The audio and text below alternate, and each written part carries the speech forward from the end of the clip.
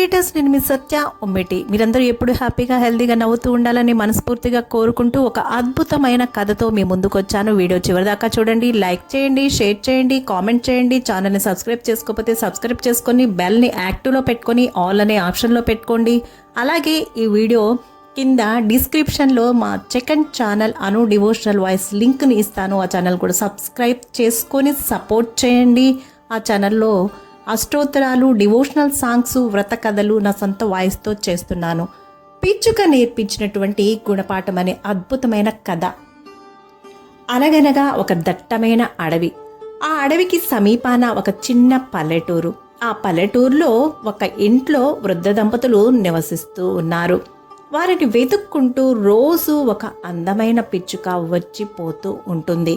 అది వచ్చి రాగానే ఆ వృద్ధ దంపతుల భుజాల మీద, తల మీద అటు ఇటు కూర్చొని తిరుగుతూ ఆడుకుంటూ వారిని ఆనందింపచేస్తూ ఉంటుంది. వారు పెట్టే గింజల్ని, ధాన్యాన్ని, ఆహారాన్ని ఆనందంగా తిని వెళ్ళిపోతూ ఉంటుంది. ఆ పిచ్చుక అలా రావడం, వాళ్ళతో ఆడుకోవడం, ఆ పిచ్చుకకి ఆహారాన్ని అందించడం అనేది వారికి ఎంతో ఆనందాన్ని, తృప్తిని కలిగిస్తూ ఉంది. అలా రోజులు గడుస్తూ ఉన్నాయి. ఒకరోజు వాళ్ళ పక్కింటి అమ్మాయి వచ్చి, ఇక మీదట పిచ్చుక మీ ఇంటికి రాదు, మీతో ఆడుకోదు అంటుంది. ఆ మాటలు వినగానే వృద్ధ దంపతులు ఆశ్చర్యంతో ఎందుకు అని ప్రశ్నిస్తారు ఆ పక్కింటి అమ్మాయిని. ఎందుకంటే అది మా ఇంటి దగ్గరికి వచ్చి బియ్యాన్ని తిన్నది, దాంతో నాకు కోపం వచ్చి దాని ముక్కుని కోసేశాను అంటుంది ఆ పక్కింటి అమ్మాయి. ఆ మాటలకు వృద్ధ దంపతులు ఎంతో బాధపడతారు. పిచ్చుక ఆకలితో మలమలా మాడుతుంది కదా, పాపం దాని పొట్ట ఏం కావాలి అని అనుకుంటారు. ఏది ఏమైనా సరే దాన్ని ఆచూకీ కనుక్కొని దాన్ని తమ ఇంటికి తీసుకొచ్చి చికిత్స చేసి ఆహారాన్ని పెట్టాలి అని నిర్ణయించుకుంటారు ఆ వృద్ధ దంపతులు. అలా నిర్ణయించుకున్న తర్వాత దగ్గరలో ఉన్న అడవిలోనికి బయలుదేరుతారు. చాలా దూరం నడిచిపోతున్న వారికి ఒక చోట 3 అడుగుల ఎత్తున ఒక అందమైన ఇల్లు కనిపిస్తుంది. ఆ ఇంటి దగ్గర ఆగి తలుపుని తడతారు. ఆశ్చర్యం, లోపల నుంచి పిచ్చుక బయటకు వచ్చింది. ఈ వృద్ధ దంపతులను చూసి అది ఎంతో ఆనందించింది. రెక్కలను చాచి ఆనందంతో రెపరెపలాడించింది. ఇదే మా ఇల్లు, లోపలికి రండి, నా భార్యను పిల్లలను పరిచయం చేస్తాను అంది ఆ పిచ్చుక. ఆ మాట విని లోపలున్న పిచ్చుక భార్య, పిల్లలు బయటికి వచ్చాయి. భార్యను చూచి పిచ్చుక, వీరికి తినడానికి పండ్లు పెట్టు అంది.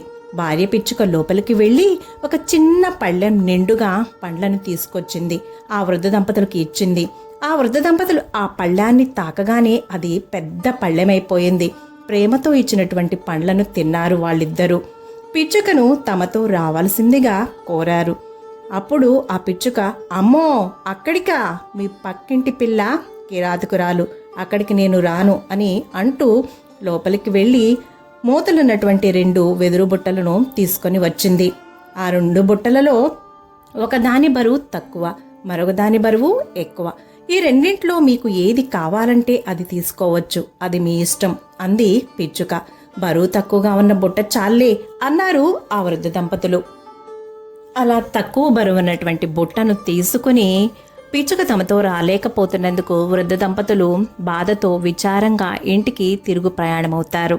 వారు తమ ఇంటికి చేరే కొద్దీ బుట్ట బరువు పెరుగుతూ పోతుంది. దాన్ని మోయలేక ఎలాగో అలా ఇంటికి చేరుకుంటారు ఆ వృద్ధ దంపతులు. ఇంట్లోకి వెళ్ళి ఈ బుట్టలో ఏముందా అని తెరిచి చూసేసరికి అందులో ఆశ్చర్యంగా మిలమిలా మెరిసే రత్నాలు, వజ్రాలు, మణులు, మాణిక్యాలు, వైడూర్యాలు ఎన్నో ఉన్నాయి.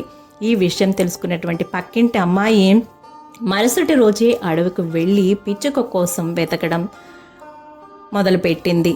అలా వెతికి ఎలాగోలా పిచ్చుక ఇంటికి చేరుకుంది. ఆ అమ్మాయి పిచ్చుక ఇంటి దగ్గర నిలబడి తలుపు తట్టింది. లోపల నుంచి పిచ్చుక వచ్చింది. పిచ్చుక నన్ను మన్నించు, ఏదో కోపంతో ఆవేశంతో నీ ముక్కు కోసేశాను, నా తప్పు నాకు తెలిసింది, నన్ను మన్నించు, నన్ను క్షమించు అంటూ ప్రాధేయపడుతూ నాకు కూడా ఆ వృద్ధ దంపతులకు ఇచ్చినట్టే ఒక బుట్ట ఇవ్వవా అని వినయాన్ని నటిస్తూ అడిగింది. పిచ్చుక ఆ అమ్మాయి మాటలన్నీ విని లోపలికి వెళ్ళి 2 బుట్టలను తీసుకొచ్చింది. అందులో ఒకటి బరువు తక్కువ, మరొకటి బరువు ఎక్కువ. జరిగిందేదో జరిగిపోయింది, నీకే బుట్ట కావాలో దాన్ని తీసుకో అంది ఆ పిచ్చుక. ఆ అమ్మాయి అత్యాశతో బరువు ఎక్కువగా ఉన్నటువంటి బుట్టను తీసుకుంది, ఇంటికి బయలుదేరింది. ఆ బుట్ట కూడా ఇంటికి చేరేసరికి బరువు పెరిగిపోతూ ఉంది. మోయలేక ఆ అమ్మాయి ఇంట్లోకి వెళ్ళింది. ఇంట్లోకి వెళ్ళి బుట్టలో ఏముందా అని ఎంతో ఆతృతతో తెరిచి చూసేసరికి ఆ బుట్టలో నుంచి 2 భయంకరమైనటువంటి భూతాలు బయటికి వచ్చి ఆ అమ్మాయిని తరమసాగాయి.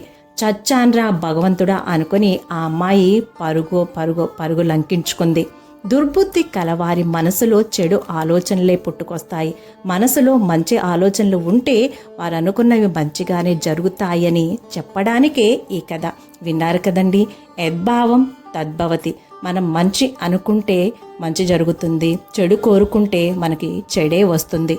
అందరూ బాగుండాలి, అందులో మనం కూడా ఉండాలి. సర్వేజన సుఖినో భవంతు. శుభం. Thank you for watching. నేను మీ సత్య.